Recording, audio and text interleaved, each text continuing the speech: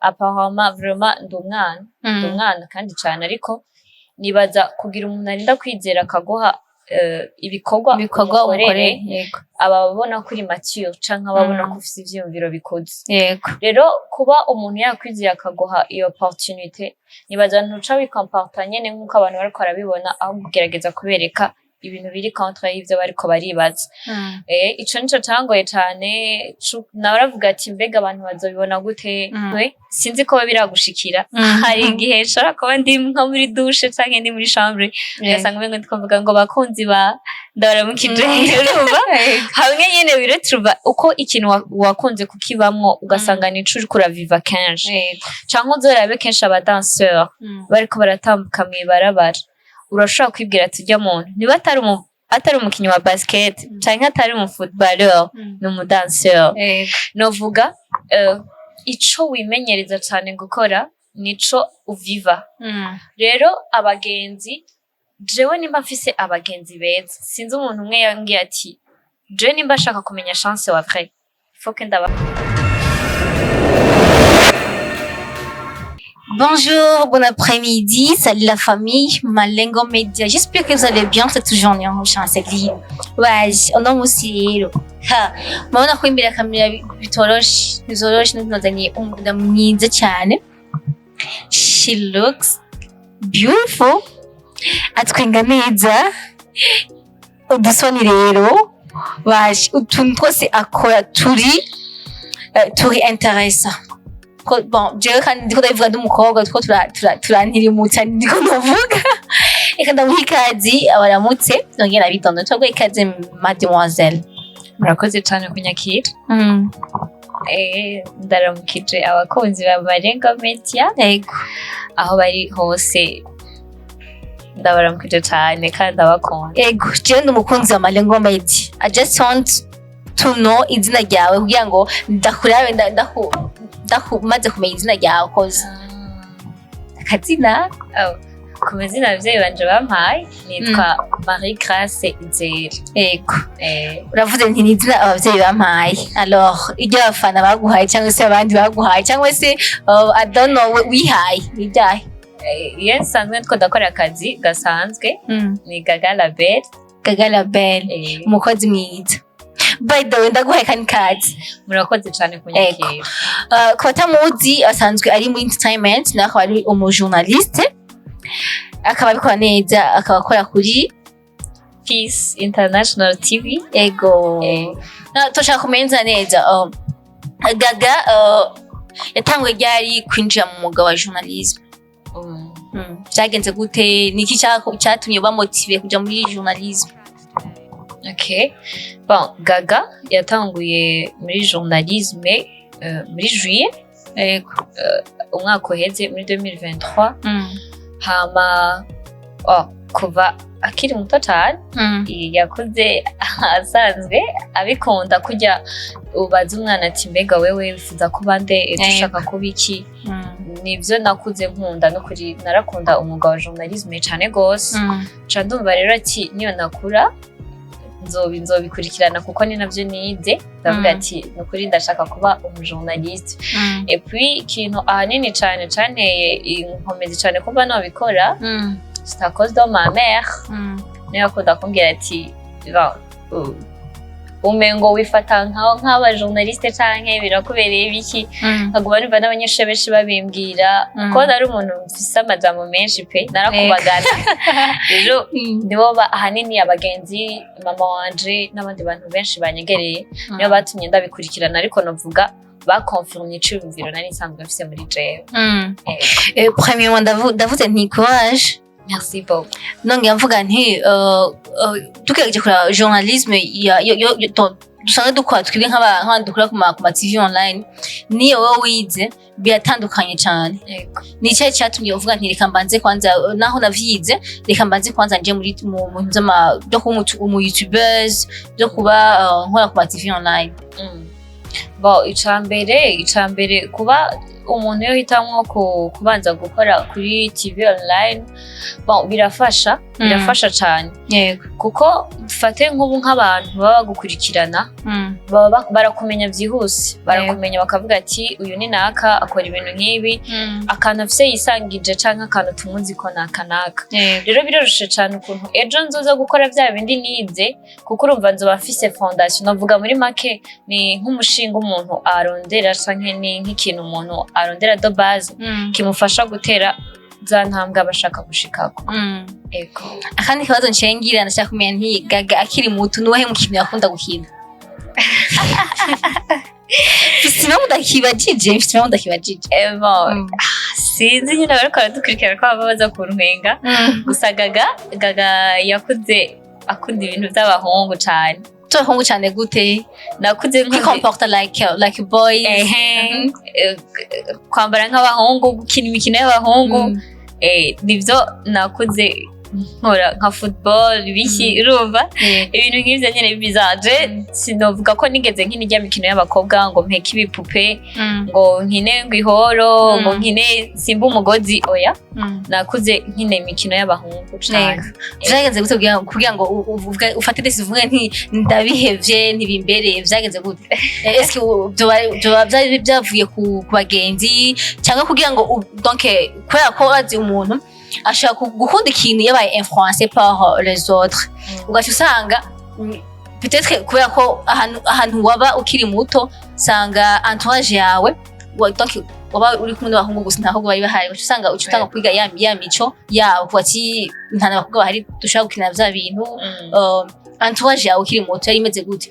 C'était les filles cyangwa se abahungu? Bon, entourage yanje bari abahungu kuko quartier yacu hari abahungu benshi. Wasanga nk'ubu nk'inzu yo ngaha hari nk'abahungu nka 3 n'umukobwa iyindi, kandi abo bakobwa nabo baba bahari, wacu usanga nta mind bafise ugasanga niba abana baguma mu mpangu ntibasohoka, babana nyine bakunda ibintu by'ibipupe n'ibiki. Nanje urumva cankurana n'abantu banyinfluence amwe ibintu by'abahungu, nakuranye n'abahungu nico novuga. Ngira nibaza ko ariyo mpamvu byabaye guco. Yego. Vyagenze gutere kugira ngo uvyikuremo cyangwa se bikuvemo? Bon, novuga byagiye guhera ndi muri supérieur, kuko je kuva no muri primaire nambara uniforme z'abahungu nabaye bikinye. Bon, na post narigeze kubigira ariko ntibyabaye binini cyane, byaciye bimera nk'ibihagaze kubera naciye ntangura kubona nk'umuntu nyine akuze, ntangura kubona nk'aho umengo ndi grande demoiselle, ndatangura nyine kubiheba buke gusa sinzi ngira petit à petit bizohera. Yego. Ubisuko no jusqu'à maintenant ntibirahera. Bon, n'ubu novuga sindafata imico cyane yo kuwambara nk'abakobwa gose. Oya, noba nibeshe no kuri ndakunda ibintu nyene aya ni mastire nyene, apana nyene ngo amahobe cyangwa amajipo, ni gake n'ukuri. Iyo wambaye ijipo basi, iyo bisuka wambaye ijipo wisanta gute?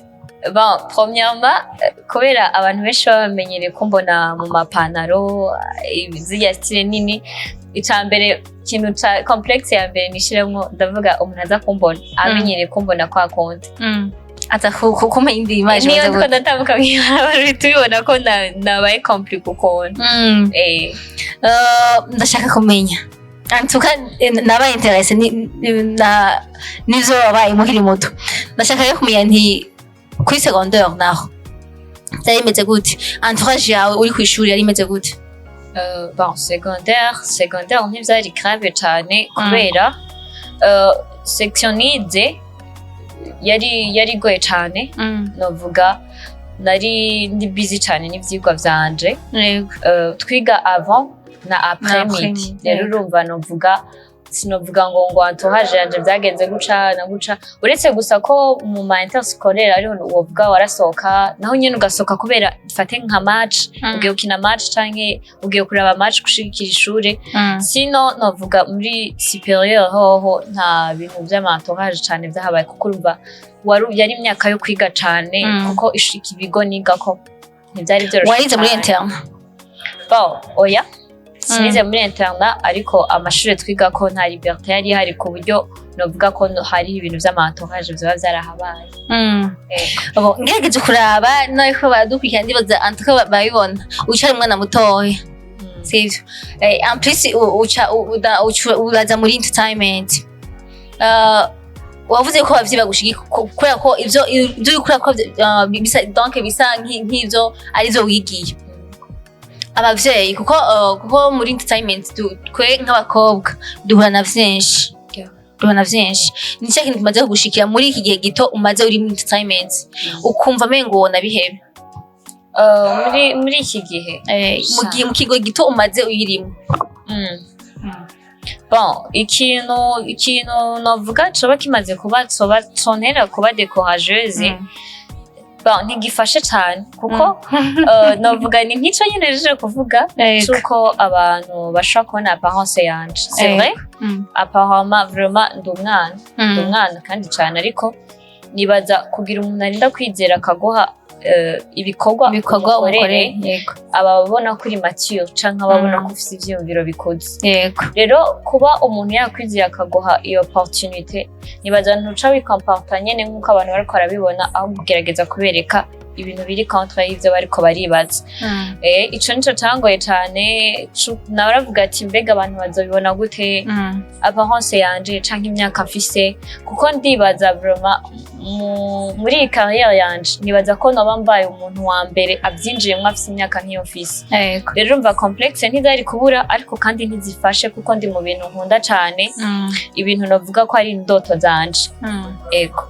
Iyo bishitse ugashikirwa n'ikintu kikudekoraje niya emotion ya mbere utanga kugira emotion ya mbere kuko emotion zitandukanye atuka ari umuntu ndashaka guha akarero nimba jewe nka chance niba bahaje bakambwira nti urazi rero sabide nukora niko ntibikubereye hari umuntu yashaka cege emotion soit yo kubabara soit akumva mengo bamurengeye wewe bimeze gute.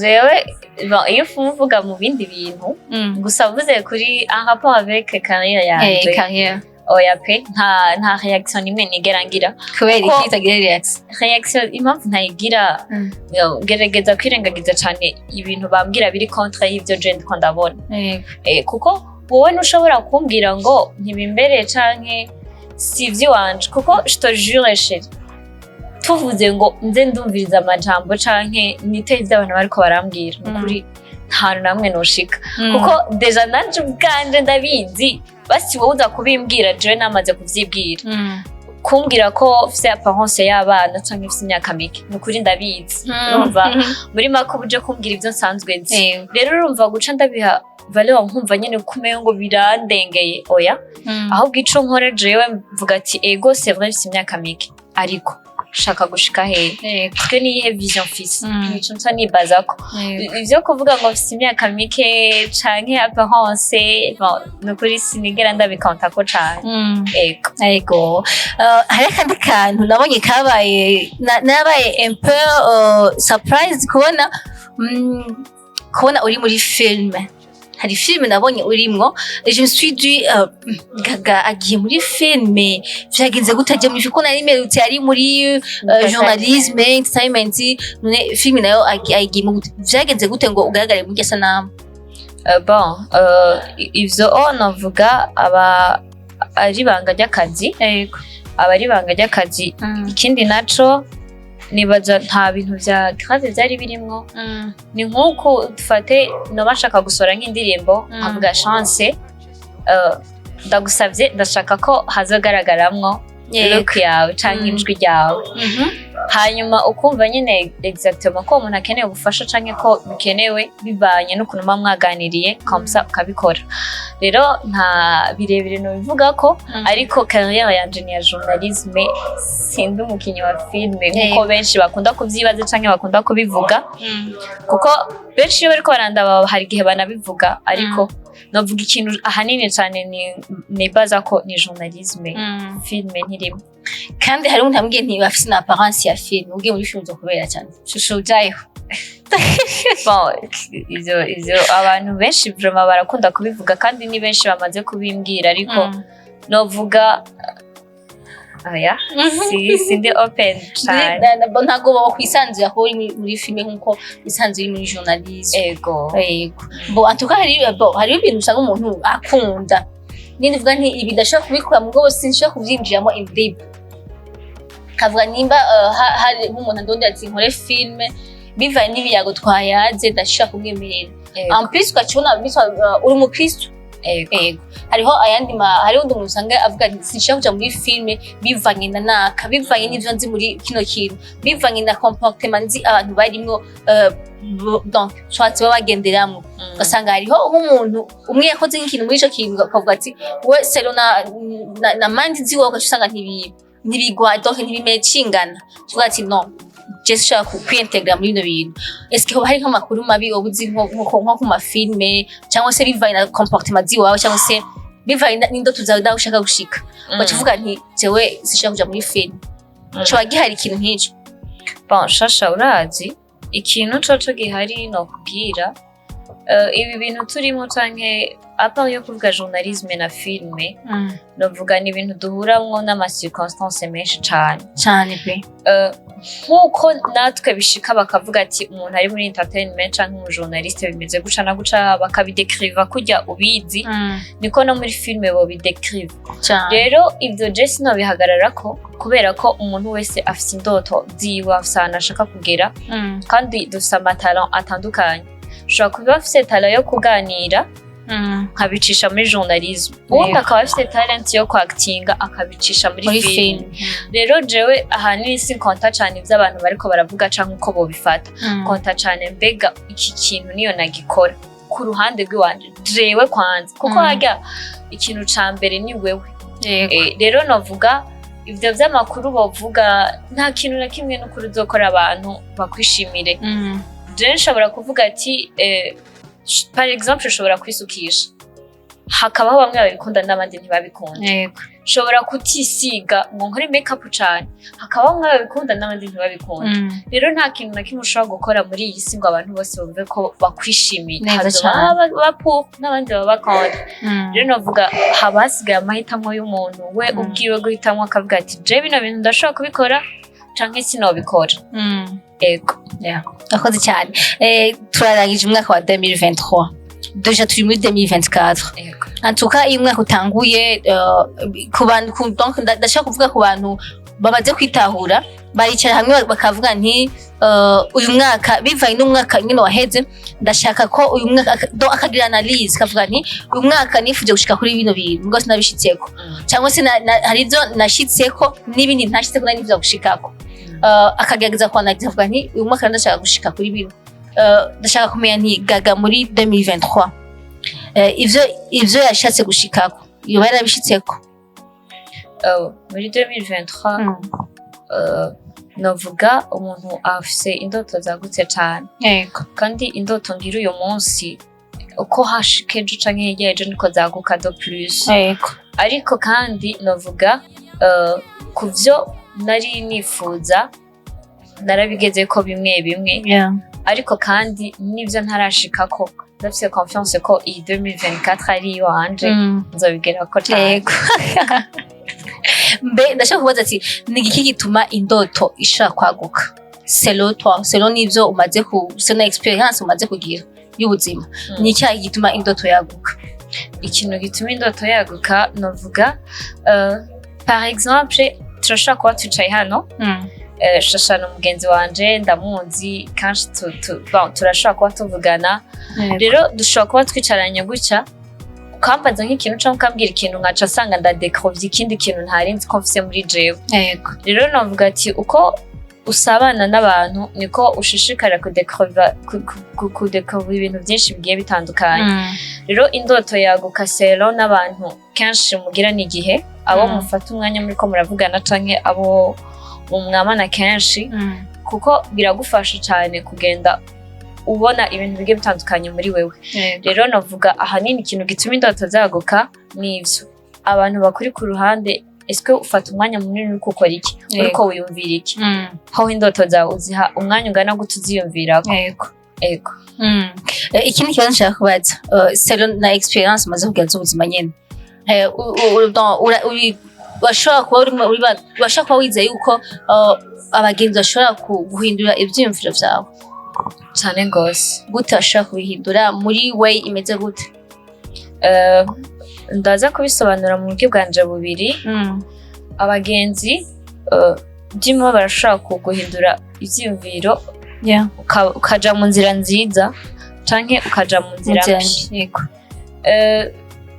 Uzorabe sinzi ko biragushikira. Hari igihe nshobora kuba ndi nko muri douche canke ndi muri chambre ugasanga umengo ndikuvuga ngo bakunzi ba ndabaramukije urumva hamwe nyene biretruva uko ikintu wakunze kukibamwo ugasanga nico uriko uraviva kenshi. Canke uzorabe kenshi abadanseur bariko baratambuka mw'ibarabara urashobora kwibwira tujya muntu niba atari umukinyi wa basket canke atari umu footballeur ni umudanseur. Novuga ico wimenyereza cyane gukora nico uviva. Rero abagenzi jewe nimba mfise abagenzi beza sinzi umuntu umwe yambwiye ati jewe nimba ashaka kumenya chance wa vrai faut que ndaba abagenzi biwe directement nzocamenya chance wariwe. Rero abagenzi icambere tuvuze umugenzi ni wa wundi uha umwanya wa wundi muganira kenshi umwe musabana. Rero uwo muntu mugirana igihe kinini novuga ubuzi vyiwe vyinshi ababaye ameze gute ibiki mukaganira vyinshi cane. Rero biroroshe cane ukuntu jewe chance nzomwumva antake ari wo mugenzi fise wa mbere wo ku mutima umwe mbwira n'ikibazo ngize umwe yo mbabaye ndirira. Biroroshe cane ukuntu nzomwumviriza. Je souligne aka kantu mu nzira nziza canke mbi mu gihe hari umugenzi wanje vya vrai ndabizi ko ntegerezwa kumwumva. Rero novuga abagenzi nibo abantu ba mbere batuma tuja mu nzira nziza canke tukaja mu nzira mbi selon ukuntu muba mufitaniye imigenderanire mwebwe ubwanyu. Je suis convaincue. Kandi nabaye sinzi ko nabaye très intéressant ku majambo. En tout cas uvuga amajambo y'ubwenge. Sinzi ko noba ko adukurikirana baza gutira attention cyane ku majambo y'uko uravuga. Ndadécouvrir ikintu ntarinzi kuri wewe. Même si nawe ko ndigira ko ndakuzi, je trouve que nako ndibeje. Vraiment tu es une fille très gentille. Ndabigushimiye mu kuvuga uritonde amajambo uvuga. Uretse ko ngize ama emotion. Numva nshaka no kurira. Ndashaka no kumenya ikindi kintu. Umaze kuja muri tukiri kuri ico cy'abagenzi. Umaze kuja muri entertainment cyangwa se muri journalisme. Abagenzi bawe bavyakiriye gute? Parce que hari abagenzi bamwe de courage nandi yo encourage. Novuga maze kuja muri journalisme icambere biragoye kubera je kwanza ninjiye muri journalisme ngiheza gukora exet nkeza ku ishuri. Rero novuga kubera abagenzi baba bamenyere kenshi twa dufitanye umwanya tuganira kenshi tugiranira ibihe binini cyane. Novuga naciye mba umuntu atanguye kuba occupé cyane. Urabona ibi bintu dukora ushobora kuba wicaye muhira ata gahunda wari ufise ukumva baraguhamagaye uragiye ni bya bintu tuguma tugenda ntidufadika. Rero navuga hariho bamwe bashobora kwifata uko bitari akimvira ati ubu rero ko yaronse akazi asigaye atwanka ntakidukunda ntakiduha umwanya. Ariko ukuri kuba guhari ni kumwe nuko nta mutima mubi buhari bubakunda kandi ubiyumvira ko cane ahubwo nuko kuntu nyene usanga wahinduye ikibanza wari urimo. Nimba jewe dufate nk'ubu nahora nkora akazi nkakira nk'abantu nka 10 ku munsi biratandukanye cyane n'igihe nzo bandi mu kazi nakira nk'abantu 50 par jour. Sinzo kwifata co kimwe. Rero navuga hariho benshi bavyakiriye muri sens itameze neza ariko kandi hariho n'abandi bambwiye courage kuko nakubwiye ubwa mbere ko harimwo bamwe bari baramaze kudekuvra ko sanzwe mfise iyo mpano. Hariho abavuze rero courage benshi bamaze kwana n'ibiganiro barayipartaja barambwira courage biki n'abandi baba barabifasha muri iyo sens. Ariko navuga abo bose baba barigeze kubibona uko bitari pour le moment barabizi ndabakunda cyane niba bariko baranadukurikirana ndabakunda kandi ndi umuntu wa mbere ndahokanesa cyane ikintu citwa ubucuti. Ego Kandi ikintu kimwe ngo ndagusabira ndagusabiye ati Imana umwaka wa 2024 ize gushikana kuvyo wipfuza vyose. Amen. Bijya wasengeye muri veye tazi yuko antuko umukristo wagiye muri veye le 31 afise ivyo washize imbere, afise deux plans wa Imana atsinda kine kuzoshika kuri bino naho itazoguha kubishika byose parce que Imana ishobora kuduha ibintu kavuga nti ibi naha bisaye muri uyu mwaka wa 2024 mbona yuko ntakwiye kwimwa muri uyu mwaka wa 2024 peut-être nzimwa muri 2025 cyangwa 26 mugabo izogerageze kuraba ivyo ukeneye de plus aizo zonza kuguha mu byo wasavye hanyuma ubandanye utera imbere.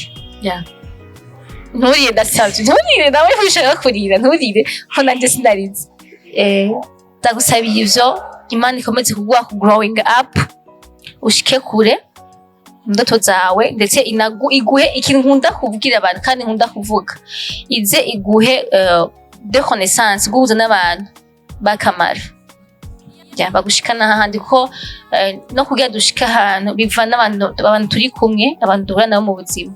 Please nturire reka turangize ikiganiro. Urakoze cyane abakunzi ba Malengo Media ndabashimiye cyane. Twari kumwe n'uyu mwigeme ndamukunda cyane kandi arabizi ni umwana mwiza cyane ari très gentil mumushigikire akorera kuri Peace International TV wanzi kuko nyene kuri YouTube muca mubona mukurikirane munamusapotinga mutera intege ndabakunda cyane ciao ciao agomba kurira baje please nturire.